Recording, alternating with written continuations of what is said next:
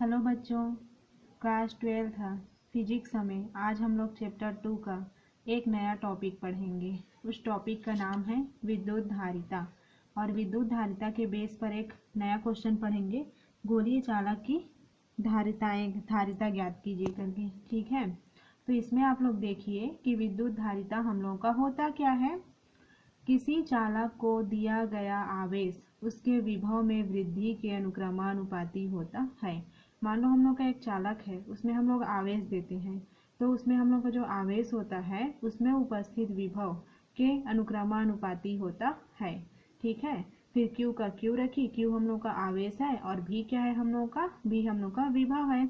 देखिए यहाँ पे किसी चालक को दिया गया आवेश उसके विभव में वृद्धि के अनुक्रमानुपाती होता है, तो Q अनुक्रमानुपाती V हो गया। हम लोग जानते हैं जब अनुक्रमानुपाती डायरेक्टली प्रोपोर्शनल का जब चिन्ह हटता है तो उसमें एक हम लोग नियतांक लगाते हैं, तो धारिता के लिए हम लोग एक नियतांक C लगाते हैं। ठीक है, तो इसमें क्या हो गया, Q इक्वल टू हो गया और अनुक्रमानुपाती का चिन्ह हटा और वहाँ पे C लगा दिया और V का V, जहाँ C एक नियतांक है जिसे धारिता कहते हैं।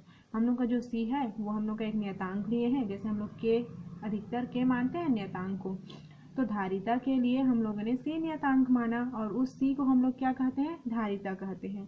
तो यहाँ पे देखिए जब मैं C का वैल्यू निकालूंगी तो C इक्वल टू क्या हो जाएगा, Q अपॉन V हो जाएगा।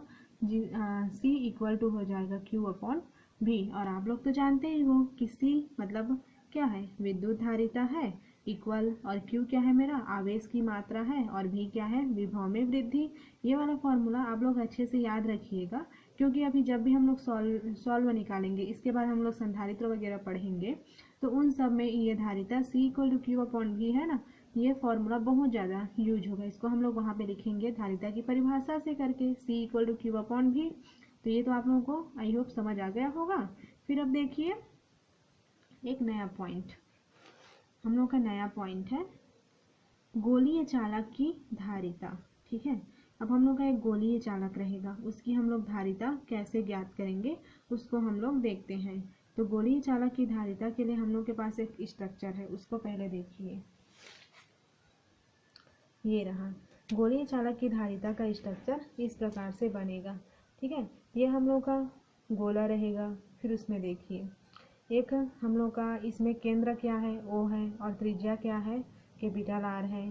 ठीक है, Q हम लोग का आवेश है, एक हम लोग का गोलीय चालक है जिसमें Q आवेश दिया जाता है। ठीक है, तो इसमें क्या है, ये प्लस प्लस है, प्लस आवेश वगैरह हो गया। यहाँ पे इसको नाम हम लोगों ने A दे दिया एक पॉइंट को। ठीक है, अब देखिए ये सब प्लस आवेश है और हम लोग का गोलीय चालक किस रूप में कार्य करेगा, ये जो गोलीय चालक है हम लोग का, ये समविभव पृष्ठ के रूप में कार्य करेगा। और समविभव पृष्ठ तो हम लोग जानते हैं, इससे पहले वाले वीडियो में पढ़े हैं कि ऐसा विभव जहाँ पे विभव उनका समान रहता है उसको हम लोग समविभव पृष्ठ कहते हैं। ठीक है, तो इसमें लिखेंगे कि एक गोलीय चालक की केंद्र O है, उसकी त्रिज्या कैपिटल R है, तथा इसमें Q आवेश फॉलो किया जाता है। ठीक है, Q आवेश दिया जाता है, तो इसमें गोले के चारों ओर प्लस आवेश रहता है और यहाँ एक समविभव पृष्ठ की तरह कार्य करता है, क्योंकि इसके प्रत्येक जो गोला है उसके प्रत्येक बिंदु पर इसका विभव समान होता है। ठीक है, तो इसका वर्णन हम लोगों को समझ आ गया होगा। अब आगे इसका सॉल्यूशन हम लोग देखते हैं। देखिए इसका सॉल्व कैसे निकलेगा। गोलीय चालक की धारिता, चालक के पृष्ठ पर स्थित किसी बिंदु पर विभव। ठीक है, चालक के पृष्ठ पर स्थित किसी बिंदु पर विभव के लिए हम लोग क्या निकालेंगे, V इक्वल टू होता है 1/4 पाई एप्सिलॉन नॉट के Q, यहाँ पे ये इंटू का चिन्ह है, फिर Q अपॉन R। तो देखिए ये हम लोग का किसी बिंदु के लिए जो सॉल्यूशन निकाले थे हम लोग, उस वहाँ से ये टॉपिक आया है, मतलब ये पॉइंट वहीं से आया है। तो ये हो गया V equal to 1/4 pi epsilon naught के Q अपॉन R। यहाँ देखिए जहाँ के माध्यम का परावैद्युतांक है, ये यहाँ पे K लिखा हुआ है, ये माध्यम का परावैद्युतांक है। ठीक है, इक्वेशन नंबर फर्स्ट को याद रखिएगा कि V equal to 1/4 pi epsilon naught के Q अपॉन R। V क्या है, विभव, Q आवेश है, और R क्या है, हम लोग की जो गोलीय चालक बनाए हैं उसकी त्रिज्या है, और गोलीय चालक में दिया हुआ ये प्लस आवेश है।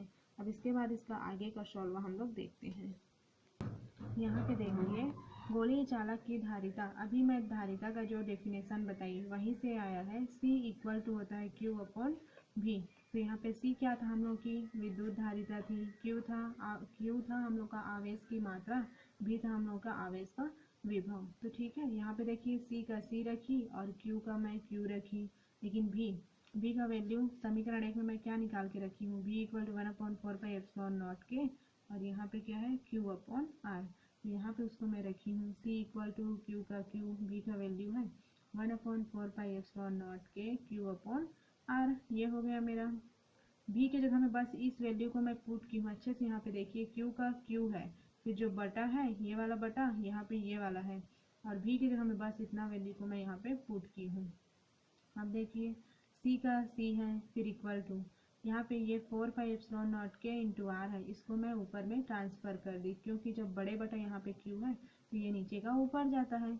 देखिए 4πε0 के इंटू R को मैं ऊपर ट्रांसफ़र कर दी, तो ऊपर में तो मेरा Q है ही पहले से, फिर इंटू 4πε0 के R, ये भी हो गया। फिर यहाँ पे नीचे में 1 के साथ ये Q बचा है, ये Q मल्टीप्लाई हो गया। उसके बाद देखिए कि हम लोग का जो C है, C का C हो गया इक्वल टू Q और ये Q, ये दोनों Q आपस में कट जाएंगे, ये Q और ये Q आपस में कट गए, यहाँ पे बचा 4πε0 के, ये हो गया इंटू R।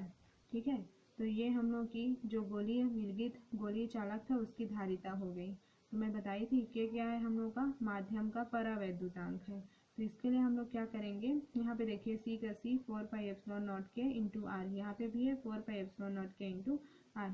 के हम लोग का माध्यम का परावैद्युतांक है, तो के का वैल्यू लास्ट में हम लोग क्या मान के चलते हैं, के का वैल्यू है हम लोग का 1, के इक्वल टू यहाँ पे मेरा हो गया 1। तो यहाँ पे देखिए C का C इक्वल टू 4πε0, के जगह में 1, तो यहाँ पे सिर्फ R आ गया। अब यहाँ पे देखिए R, तो यहाँ पे हम लोग का जो C, तो 4πε0 R है, इसको मैं एक नियतांक मान लेती हूँ। ठीक है, जो मेरा 4πε0 है उसको मैं एक नियतांक मान लेती हूँ, तो मेरा C डायरेक्टली प्रोपोर्शनल हो जाएगा R का, मतलब C अनुक्रमानुपाती हो जाएगा मेरा यहाँ पे R।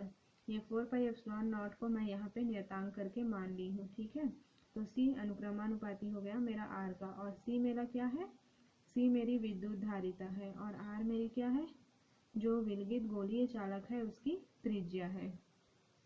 इसका मतलब कि आप लोगों को जब विद्युत धारिता ज्ञात कीजिएगा गोलीय चालक का, इसको भी आप लोग आंसर बता सकते हो, या तो इसको या तो ये वाला देखिए लास्ट पॉइंट, लेकिन तीनों को ही दिखाना है गोले घेर के। ठीक है, इसमें क्या है, अर्थात किसी विलगित गोलीय चालक की धारिता उसकी त्रिज्या के अनुक्रमानुपाती होती है। यहाँ पे देखिए किसी विलगित गोलीय चालक की धारिता, ये क्या है C, किसी विलगित गोलीय चालक की धारिता उसकी त्रिज्या के अनुक्रमानुपाती होती है, C अनुक्रमानुपाती हो गया R। इस प्रकार से हम लोग का 2 पॉइंट यहाँ पे कंप्लीट हो गया। ठीक है, पहला पॉइंट हम लोग क्या पढ़े, विद्युत धारिता। तो जो हम लोग की विद्युत धारिता C equal to Q upon V, क्योंकि उसमें जो आवेश रहता है वो उसके विभव के अनुक्रमानुपाती होता है, तो वो C equal to Q upon V, I mean Q अनुक्रमानुपाती भी, उसको बहुत अच्छे से ध्यान देना और बहुत अच्छे से उसको याद रखना, क्योंकि आगे जो हम लोग जितना भी सॉल्व करेंगे तो ये फॉर्मूला के रूप में यूज करेंगे। और हम लोग फिजिक्स में एक पॉइंट को जब सॉल्व करते हैं तो दूसरा पॉइंट को जब हम लोग सॉल्व करते हैं तो पहला पॉइंट में हम लोग क्या आंसर लाए थे, क्या फॉर्मूला मिला था, उसको ले लेकर ही इसमें सॉल्व किया जाता है। तो वो विद्युत धारिता हो गया, और यहाँ पे विलगित गोलीय चालक की धारिता भी हम लोगों ने ज्ञात कर लिया। तो हम लोग आज के वीडियो में इतना ही रखते हैं। आई होप आप लोगों को समझ आया होगा। Thank you.